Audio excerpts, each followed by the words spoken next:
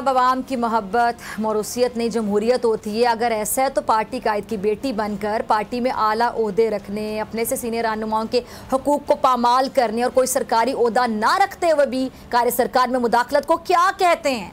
ये तमाम वो सवालात जिनका जवाब मरियम नवाज ने नहीं दिया। इस पे बात करेंगे, इस जवाब को तलाश करेंगे। आज प्रोग्राम में हमने दावत दी है, मेहमानों से आपका तारुफ करवा दूं। पाकिस्तान तहरीक इंसाफ की सीनियर रहनुमा डॉक्टर यास्मीन राशिद साहब, बहुत शुक्रिया ज्वाइन करने के लिए। सीनियर तजियाकार, किसी तारुफ के मोहताज नहीं, हारून रशीद साहब, आपका भी बहुत शुक्रिया ज्वाइन करने के लिए। हारून साहब, आपसे शुरू करना चाहूँगी। सर, अगर अवाम की मोहब्बत को मौरूसियत नहीं जमहूरियत कहते हैं तो फिर सियासत में बाप की बेटी से मोहब्बत, जिसके नतीजे में जो सीनियर रहनुमा हैं उनके हकूक़ बाकायदा पामाल हो रहे हों, तो इसे क्या कहते हैं? और क्या अब ये जो मौरूसी सियासत है इसके खात्मे का वक्त आ गया?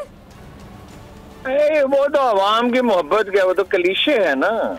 वो तो एक यानी चलता हुआ जुमला है, उसके तो कोई मानी ही नहीं है कि क्या मोहब्बत है अवाम की। 75% सीटें तो इमरान खान जीत गए।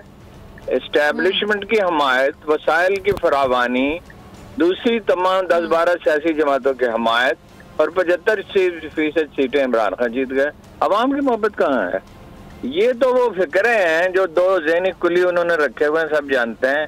वो उन्हें लिख के देते, वो बेचारी तो ये भी नहीं कह सकती, उसे क्या पता है सियासत का, उसका तो सियासी कोई तजुर्बा है नहीं। एक तो ये है ना कि सियासी तजुर्बा हो। मसलन हम बेनजीर भुट्टो की हद तक कह सकते हैं कि उनका सियासी तजुर्बा था।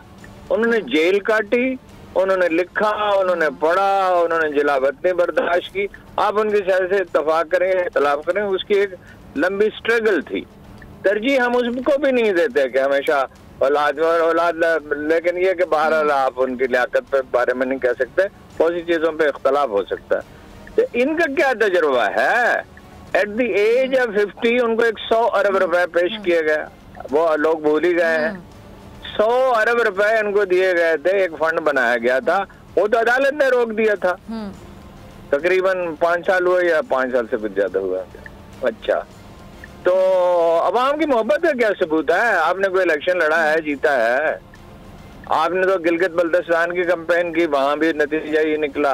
आजाद कश्मीर के की, चलिए वो तो कह सकते हैं उनका रुझान मरकज की तरफ होता है, मगर ये पंजाब में क्या हुआ और कराची में क्या हुआ और मुख्तलिफ जगहों पे क्या हुआ? जो आदमी घर में बैठा हुआ है और 75% सीटें जीत रहा है, अवाम की मोहब्बत उसे हासिल है या उन लोगों को हासिल है जो 12 पार्टियां मिलकर 25% सीटें ले रही हैं?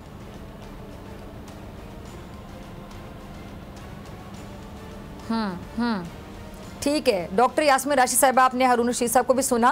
डॉक्टर साहब, भाई जो मौरूसी सियासत है इसके हवाले से आप क्या कहेंगी, जिससे मुल्क व कौम का मुस्तकबिल भेंट चढ़ जाए और सियासत अवाम की खिदमत की बजाय ज़ाती मफादात, रिश्तेदारियों का खेल बन के रह जाए? मेरा ख्याल है जहाँ तक मौरूसी सियासत का ताल्लुक है, उसकी अब एक्सेप्टेबिलिटी बहुत हद तक ख़त्म हो चुकी है। अगर मैं सही आपको अपनी हिस्ट्री बताऊं तो हम आपको पता है पीपल पार्टी के साथ एसोसिएटेड थे 2008 तक। मेरे ससुर जो थे वो फाउंडर मेंबर थे पाकिस्तान पीपल्स पार्टी के।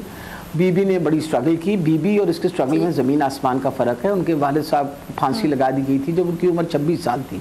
उसके बाद उन्होंने अपना सियासी करियर ख़ुद डेवलप किया। उन्होंने जो स्ट्रगल की खुद की और उन्होंने अपनी एक जगह बनाई सियासत के अंदर।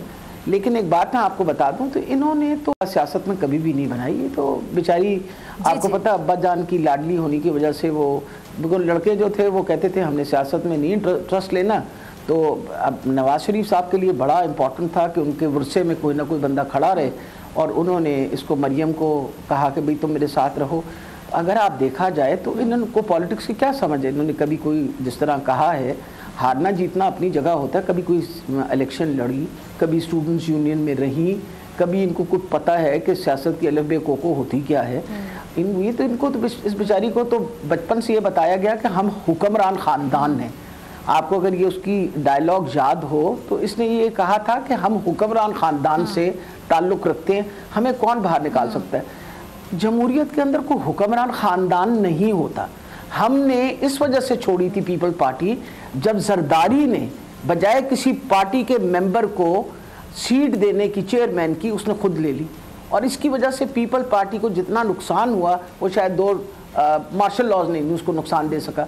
ये अब ये जो बीबी हैं ये भी इस नून लीग को वो नुकसान दे रही हैं जो कोई और नहीं दे सकता था। वजह ये आपके सामने इनके साथ जो चलते हुए साथी हों वो साथी साथ छोड़ रहे हैं। वजह उनकी उम्रें गुजरी सियासत में स्ट्रगल करते हुए, उन लोगों ने इलेक्शनें लड़ी, उन्होंने इलेक्शनें जीती, they became a part of the government, उनको गवर्नेंस के एक्सपीरियंसेस थे। अब उनके ऊपर आप एक उसको बिठा दें जो आके और इस तरह की बात, मैं तो कई दफ़ा इतनी इमेच्योर एटीट्यूड के साथ बात करती हूँ, मैं हैरान होती हूँ कि अगर वालिद साहब को इतना शौक था तो ग्रूमिंग तो प्रॉपरली करवा लेते, लेकिन वालिद साहब भी वैसे ही थे तो उसकी क्या ग्रूमिंग, इनकी खाक और मट्टी होगी। इनकी तो ग्रूमिंग इस तरह की हुई हुई है, 2 नंबर काम आप करवा लें जितने करवा सकते हैं। वजह ये, मैं तो इस बच्ची को हम बचपन से ही जानते हैं, यानी पहले दिन जब वो क्या कहते हैं कॉलेज में दाखिला था वो 2 नंबरी से इनका हो रहा था, फिर जब मेडिकल कॉलेज में दाखिला हुआ तब 2 नंबरी से हुआ, इम्तिहान में बैठने नहीं दिया, फिर लोगों को बाहर निकालने। मेरी तो सारी, मुझे आई नो ऑल और हिस्ट्री,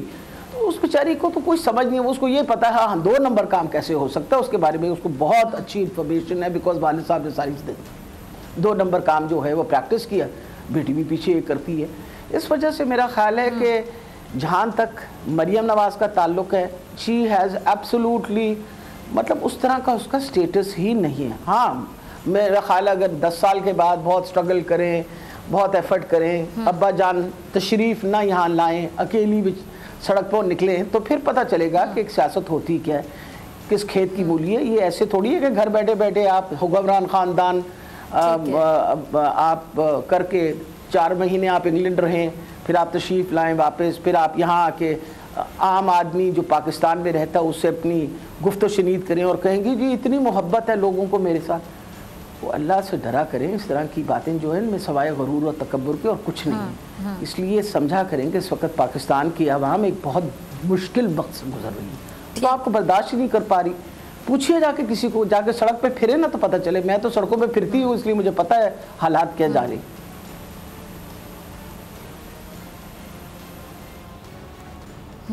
ठीक है, अगर आपको ये वीडियो पसंद आई तो सब्सक्राइब करें और बेल आइकन पर क्लिक करें। खूने नाहक बहुत पी चुकी ये जमीन, अब कोई दिन में ये खून उगलने को है। खत्म हो जाएगी ये तमाशागरी, वक्त पलटेगा रोजे जजा की तरह। ये जो पेशावर में ताजा लहू है बहा, एक क़यामत करेगा फलक पर बपा। गम की सलमनाक घड़ी में बोल सानह पेशावर में शहीद होने वालों के लवाहिकीन के साथ।